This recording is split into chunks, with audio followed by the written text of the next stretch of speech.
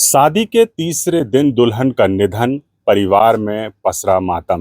नमस्कार, आप देख रहे हैं एचके न्यूज़। मैं हूं आपके साथ हाशिम खान। मध्य प्रदेश के सिवनी जिले के छपारा थाना क्षेत्र के एक गांव है देवता मऊ, जहां 22 अप्रैल को विवाह हुआ था कल्याण सिंह धुर्वे। धुर्वे परिवार में यहां खुशियां आईं और शादी भी हुई। और यहां कल्याण सिंह धुर्वे की 22 अप्रैल को यहाँ लिखड़ी, जो छिंदवाड़ा ज़िले का गांव है, चौरी थाना क्षेत्र का, जहां पर उनकी शादी हुई थी। बताया जा रहा है कि वहां की कविता धुर्वे हैं, उनसे उनका विवाह हुआ था और 22 को उनकी शादी हुई और 23 को वो अपने ससुराल में रहीं। 23 को ससुराल में रहने के बाद वो फिर अपने मायके चली गईं और 24 को उनके पति, जो नए नए दूल्हे थे, कल्याण सिंह धुर्वे, उनको लेने के लिए वापस उनके मायके गए उनकी पत्नी के। और वहाँ से जब वो लौट कर 25 अप्रैल को आ रहे थे, रास्ते में उनकी जो नई नवेली दुल्हन थी उसकी तबीयत बिगड़ गई और तबीयत बिगड़ने के बाद उन्होंने उनको घर लाए, लेकिन उनके निधन हो गया घर में। जिसके बाद अब छपारा अस्पताल यहाँ लाया गया, जहाँ डॉक्टरों ने भी उन्हें चेक किया, लेकिन कुछ कर नहीं पाए। वो उनको मृत घोषित कर दिया गया और अब यहाँ पर उनके शव का पीएम कराया जा रहा है।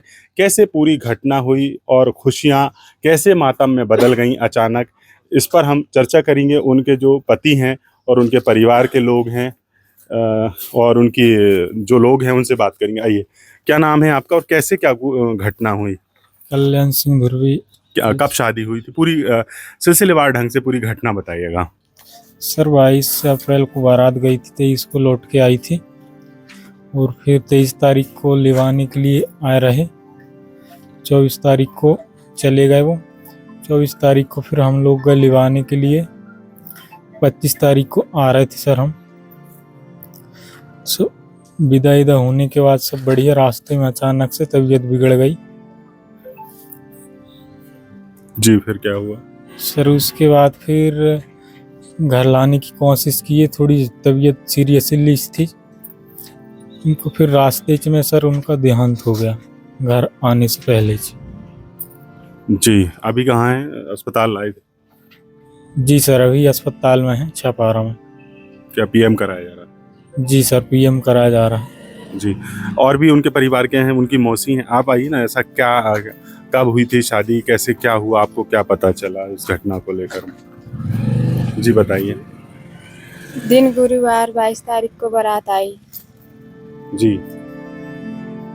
शुक्रवार को विदाई हुई। जी। फिर हम आए शाम को शुक्रवार को। फिर हमने शनिवार को सुबह ले जा लिए, शाम को फिर मढ़ा खुलने वाले, हमारे में मढ़ा खुलने वाले जी आए। फिर हमने इतवार को उनकी 2 बजे विदाई कर दी। फिर पता चला हमको कि अचानक से आपकी बेटी बोल नहीं रही है। जी, अभी जी बताइए। फिर हम आए देखने के लिए, जब आए देखने के लिए तो शांत हो गई। ये घटना को कैसे हुआ? कभी वो बीमार रहती थी या अचानक क्या हुआ? वो कभी बीमार भी नहीं रहती थी और फिर ऐसी सर्दी जुकाम तो कभी कभी होती रहती है। ये एकदम से हुआ और अचानक से हुआ। इससे पहले वो इतनी बीमार भी नहीं भाई, एपी बीपी की भी शिकायत नहीं थी उसको। बढ़िया खाती पीती मस्त थी।